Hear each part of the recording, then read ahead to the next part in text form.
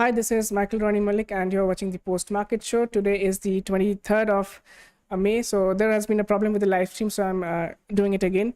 So the thing is, let us start with the analysis for Nifty for the day, and so the markets, how it has ended, and let's see the markets right now. If I pull up the charts of Nifty, as you can see, Nifty has been trading in the red. It has ended almost flat, almost down by 0.3% in the red. That is what we see in Nifty, and in for the Bank Nifty, it is again down almost very flat, 0.8% in the red. So we were expecting a very bullish move today. And why did this happen? So the reason behind such a fall is there are two newses.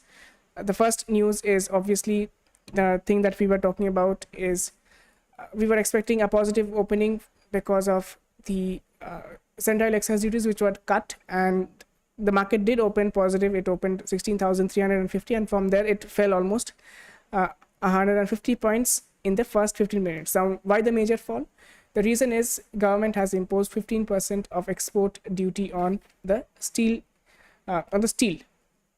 So steel is now the steel stocks are all down, and that is brought down the Nifty Metal Index. The Nifty Metal Index is now down by almost 8%, and all this major steel stocks have been hammered absolutely.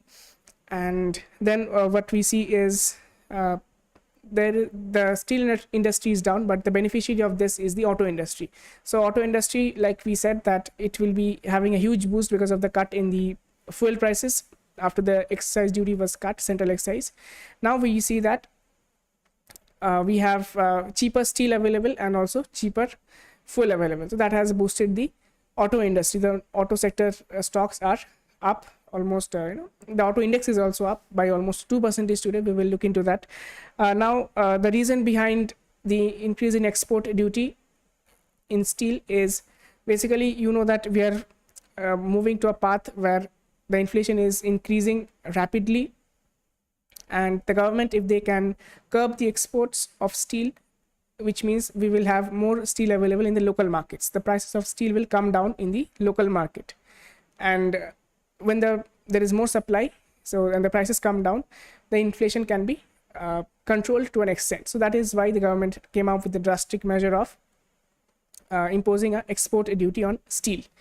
So let us look into the charts, and let's see what was the damage done to the steel companies. So like I said, the Nifty Metal Index is down by almost 8% today. That is the highest downfall in any sector today. So out of 10 sectors, 8 of them ended in red. Only 2 of them gained, Nifty IT and Nifty Auto. So talking about the major steel stocks, we see Tata Steel down by 12.6%, JSW Steel down by 13%, Jindal Steel down by almost 17% in the red. And the beneficiaries are the auto sector. So M&M and Maruti Suzuki, both of them are up by almost 4%. One more stock to talk about is Divis Lab. Divis Lab, as you can see, there's a major downfall. It's one of the heavyweights in the pharmaceutical industry, and it's also a part of the Nifty 50 index. So it is down by almost 10% in the red. The reason behind? The reason is nothing but there has been a 78% year-on-year increase in the profit. So the company comes up with such a good result, profit increase by 78%, then the stock falls almost 10%.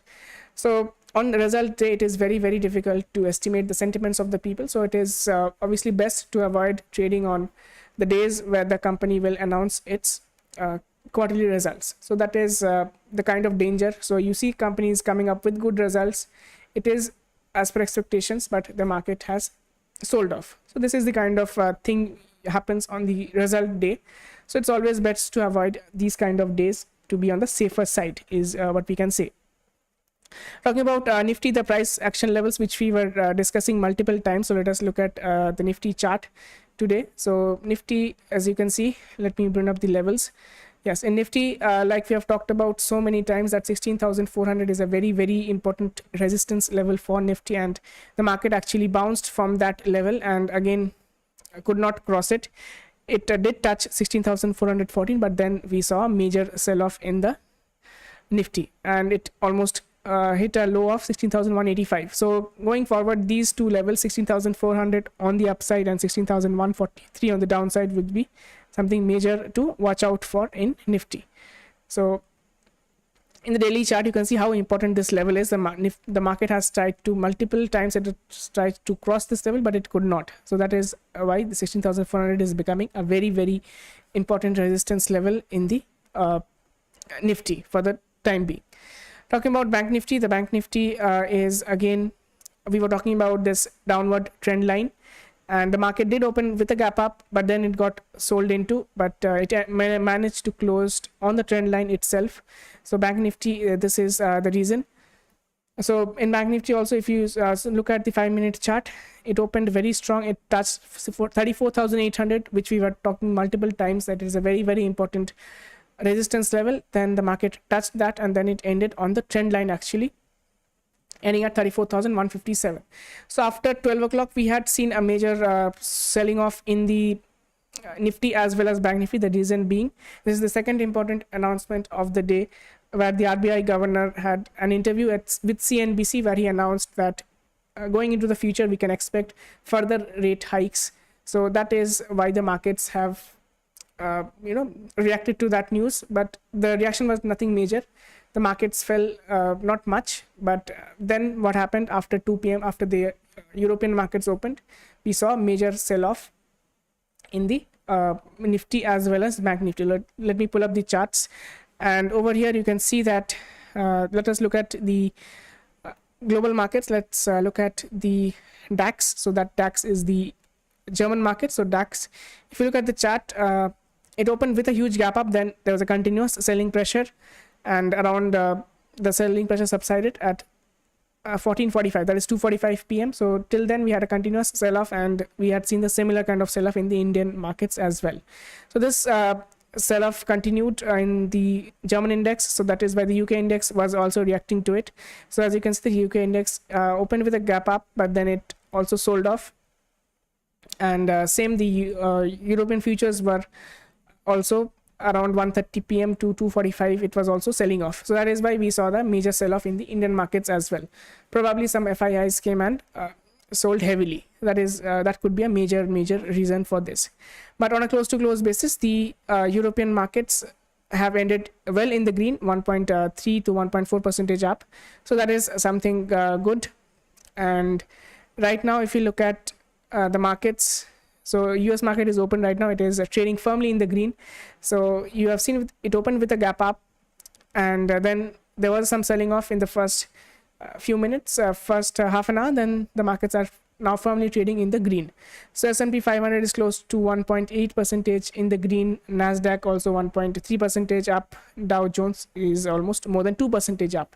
So we are seeing the positivity in the US markets to continue, which is again a good sign, is what we can see. And obviously we will be looking at the SGX Nifty. So yes, SGX Nifty is also up. It is up by almost 80 points right now. It is trading at 16,258 level currently, because the US markets are all trading in the green. Now if you look at the VIX, the volatility index, so VIX is around 28 in the US. It has come down by 3.5% because the markets are up. So that is something good. And in the Indian markets, the VIX was coming down, and the first almost till 12 o'clock it was down. Then the RBI news came, it shot up again, and then after the sell-off which happened towards the end, it brought up the VIX, and it ended in the green, increasing by 1.3%, ending at almost 23.4 levels. Talking about crude oil prices are still trading in between the levels we had discussed, $110 to $114 per barrel. So it is it is in a consolidation phase. That is the crude oil. So that is how the crude oil is trading. Talking about USD INR, it is also trying to take resistance and trying to stabilize at that level of 77.4 is what we can see. So hopefully the USD INR will come down and Indian rupee will gain strength. That will cause a strong momentum in the markets. And if you look at the dollar index is also down, falling continuously for 7 days. It touched a high of 105, and from there it is coming down, which is a good sign. So like we know that the gold index, like gold and equity markets are oppositely correlated. So if the equity markets go up, the gold comes down. If the gold goes up, the equity markets come down. Similarly, it is the dollar index is also considered like that. US dollar, actually, US dollar is considered a safe haven. When the markets, equity markets sell off, people take their money and invest in USD, US dollars, and that is why USD gains strength, and we see the DXY or the dollar index going up. Now, what is the dollar index? Dollar index is nothing but a basket of 6 currencies versus the US dollar. So what are the 6 currencies? So the 6 currencies are the euro, UK pound, Canadian dollar, Japanese yen, Swedish krona, and Swiss franc. So these are the 6 currencies versus which the dollar is pegged. So whenever we see the dollar index going up, we see a sell-off in the global markets. And whenever it comes, whenever we see a downtrend, like now we are seeing a downtrend in the dollar index. It has come down from 105 to 102 levels. We are seeing markets reversing and going up. So that is something good. So it is for your knowledge. So you may keep track of the dollar index when you do your own analysis. It can add a good value to your understanding as well. So this is something I thought I'd share. So this is how the dollar index is trading.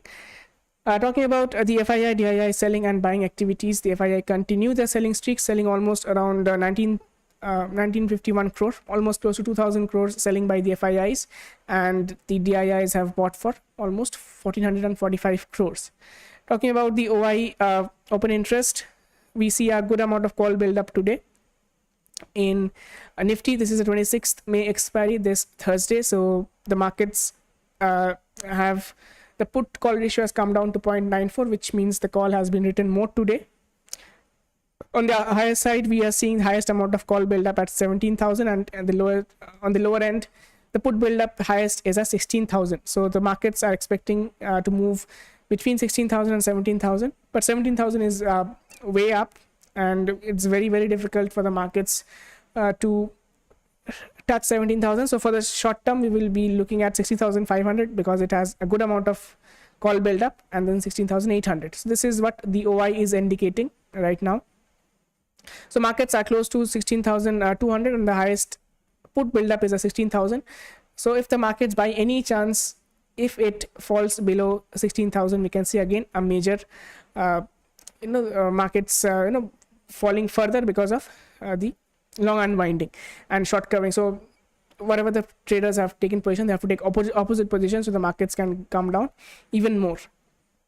And talking about Bank Nifty, the Bank Nifty is closed at around 34,200, but still we see the highest put build up at 34,000, just 200 points down. And then on the higher side, we see 35,000 and 4,500 as the next immediate call build ups. So these will be acting as resistance in the for this expiry at least.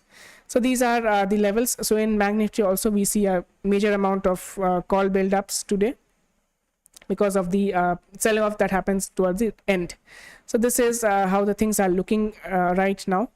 And talking about the index movers, like I've told you, these are the major draggers, and the things which pulled up Nifty today is Infosys up by 0.91%, Hindustan Unilever 2.3%, Maruti is also up. So these are the index movers for the today, and the major draggers were Tata Steel and JSW Steel. So talking about the market tomorrow, the SGX Nifty shows 16,250 as the opening, so we can expect a gap up, but in these markets we cannot be certain about anything. We will have to see where the US markets end and how the Asian markets open tomorrow, and we shall be discussing the important levels in the tomorrow morning's show at 8:30 a.m., the pre-market show, where we will discuss the important levels and how the Asian markets have opened to get a good idea of the trading ranges for tomorrow. So with that, I will end the post-market show here and wish you a very good night.